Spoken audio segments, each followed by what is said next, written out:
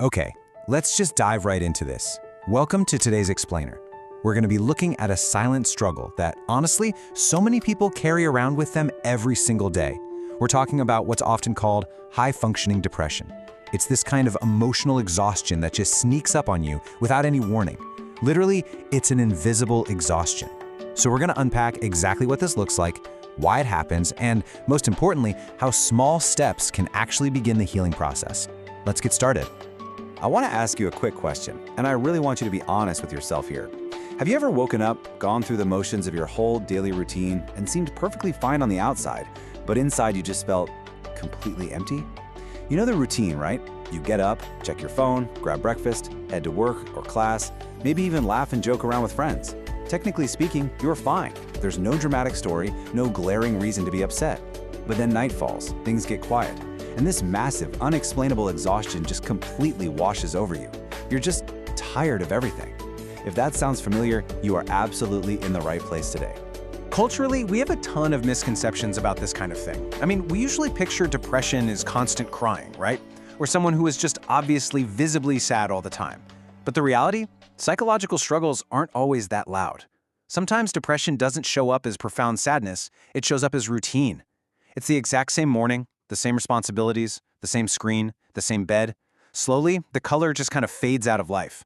You're physically there at work or hanging out with friends, but mentally, you're completely disconnected. Eventually, surviving basically just feels like living. It's this numbness where you start carrying around these hidden weights, little disappointments, little fears, things that seem way too small to even mention until they suddenly aren't. And you know, when we don't recognize that numbness for what it actually is, we tend to slap some incredibly harsh labels on ourselves. We literally sit there and tell ourselves, I'm just lazy. I'm becoming so unproductive. Maybe I just need more discipline. We promise ourselves that tomorrow's going to be better, that we'll finally get our act together. But it's a massive tragedy how often we misdiagnose deep psychological pain as a simple productivity problem. We stare at that pile of unfinished tasks and think we just lack willpower. But actually, scratch that. The problem isn't laziness at all. So, the crucial point here is that we need to completely reframe this whole idea of laziness and call it what it actually is: emotional exhaustion. When your mind is simply too tired, it turns the most basic, mundane activities into absolute mountains. Honestly, sending a super simple reply to a text, getting out of bed, or starting a minor chore feels unnecessarily impossible. Even just looking at someone and saying, "Hey, I'm not feeling okay," feels like trying to lift a boulder. It is absolutely vital to recognize this state for what it is. You aren't lacking discipline, your emotional battery is just at 0%. So when we feel this way, what do we naturally do? We hide it. Our inner voice feeds us these exact lies just to keep us quiet. It tells us that others have much bigger problems, that we don't want to be a burden, that people are going to think we're weak, or that we're probably just overreacting anyway. And the crazy thing is, this inner voice actually thinks it's helping you. It's a protective instinct saying, hey, don't bother them, you can handle this yourself.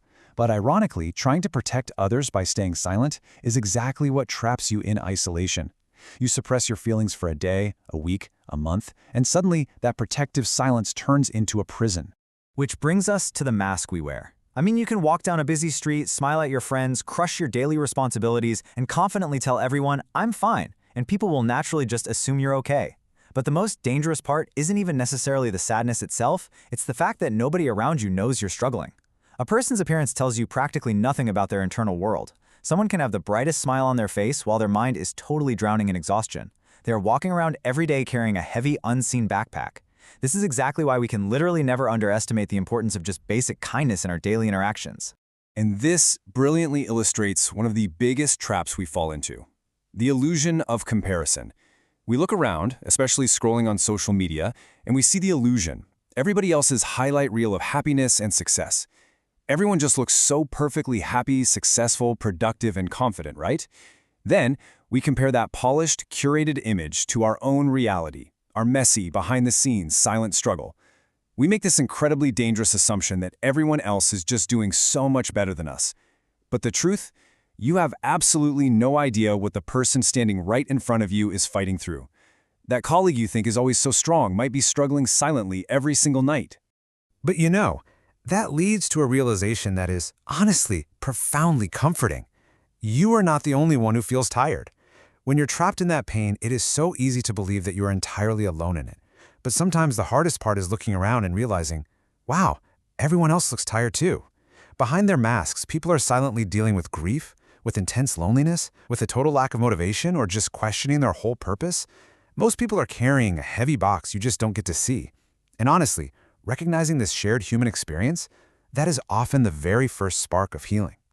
So how do we break out of this? Well, let's move to our core focus today and see how this builds into real, actionable change. We're going to look at how small steps begin healing. See, we often think healing has to be this massive, dramatic, overnight transformation. Like, tomorrow I'm going to wake up completely different and hyper-productive and just happy. But we all know that's not how it works. Healing isn't about taking huge leaps. It's about manageable, tiny steps. Having just one honest conversation with a trusted friend, jotting down your emotions in a journal just to get them out of your head, getting a little sunlight to break up the routine, or for sure, seeking professional help if these feelings are persistently affecting your daily life. Small steps are still steps, and they are incredibly powerful. Let's zero in on that very first step right now, because it is absolutely vital. The number one rule when you are dealing with this level of exhaustion is this: let someone carry just one thing with you. If you've been struggling lately, the goal isn't to miraculously drop all of your burdens by tomorrow morning. That's practically impossible. The goal is just to share a tiny fraction of the weight. That protective inner voice that told you to isolate yourself forgot one really crucial thing. People can be safe too. Being human was never ever meant to be a solo project. We've basically been taught since childhood to be strong, don't complain, and just handle it yourself. But true strength does not mean carrying everything entirely on your own. Honestly, simply saying out loud, "I'm having a hard time," is sometimes the absolute bravest thing a person can do. Asking for help isn't a weakness. It just means you recognize that your own well-being actually matters. Admitting you need support is an act of immense courage, and it instantly opens the door to genuine connection. And connection, that completely changes how we see our pain. I want to leave you with a final thought today. So, how are you? Really? If you're thinking of a friend or a family member right now who's maybe been just a little quiet lately, ask them this question today. And look, if they tell you they aren't okay, you don't need to immediately swoop in and fix it with a million solutions. Sometimes just actively listening is the exact support they need. And if the person struggling is you, please do not invalidate your own feelings. You don't need a perfectly logical explanation for why you feel so tired, and you definitely don't need to hide your pain just to look strong. Your story doesn't end in this difficult chapter. Take that brave, small step today. Thank you so much for joining me on this explainer, and just remember, you do not have to carry everything alone.